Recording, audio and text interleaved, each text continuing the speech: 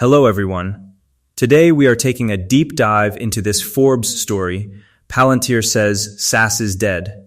We are going to break down exactly what happened here and what the real risks are that every investor should know about.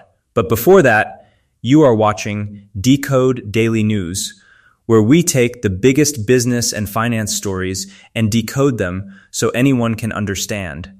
If you are not subscribed yet, hit that button right now. So let us get into it. According to Danny Lucas, a deployment strategist at Palantir Technologies, SaaS is dead. Before we even get into what Palantir is claiming here, let us first understand what SaaS actually is. SaaS stands for Software as a Service. It is the model where a company builds one product and sells access to that same product to thousands of businesses through a subscription. Think Salesforce, SAP, or QuickBooks. Every customer gets essentially the same software. Now, with that in mind, Palantir is saying that entire model is finished. That is not just a bold headline. That is a direct challenge to some of the biggest software companies on the planet and a signal that the way businesses buy and use software may never look the same again. And this is where the real story is. Palantir Technologies' rapid growth has made it one of the top 20 most valuable US firms. Now sit with that for a second. A company that most people still associate with government surveillance has quietly become a giant. And the reason that matters for investors is that its valuation is now priced for perfection. When a company is worth $320 billion, there is very little room for disappointment. Now, this is the part I could not move past. The speed of being able to build that type of software is dramatically lower and dramatically cheaper, and that is not a small thing. Think about what this actually means. Traditionally, building custom enterprise software took months of planning and millions of dollars.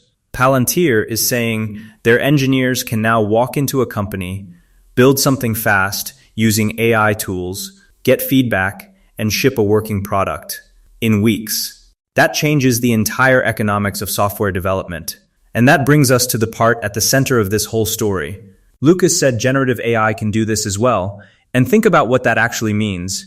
If AI can write the code, test it, and scale it, you are removing the most expensive parts of end software delivery. That is the argument for why SaaS is dead. Why pay for a subscription to a product built for everyone when someone can now build something built just for you, faster and cheaper than ever before? Here is the piece that reframes everything. I remain doubtful that generative AI could create code that would scale up to handle the incredibly large number of transactions generated in a complex warehouse. Pause right there. That line is from the same Forbes reporter who interviewed Palantir, and it is the most important sentence in the whole article. Because hype and reality are two different things. Large enterprises run millions of transactions. A solution that works for one client in a controlled setting is very different from something that runs at full industrial scale. That is exactly where my take comes in. But real quick, before I give you my take, this video is for educational purposes only, not financial advice. Always do your own research before making any investment decisions. So, Palantir is telling a genuinely compelling story. AI that builds custom software faster and cheaper, that is a real shift. And having clients like Wendy's, Tyson's, and General Mills on record saying it works, that is not nothing. But the stock is priced like this story is already proven at scale. And it is not. The reporter raised fair questions about whether AI-generated code can handle the complexity of real industrial supply chains.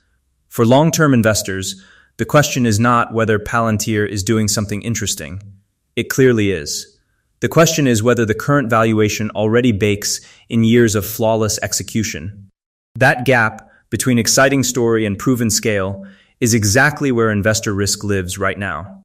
If you found this breakdown useful, hit like and subscribe so you never miss an episode of Decode Daily News. And drop a comment below. Do you think custom AI-built software will actually replace SaaS giants like Salesforce and SAP? Or is Palantir overhyping what AI can do right now? Let me know what you think.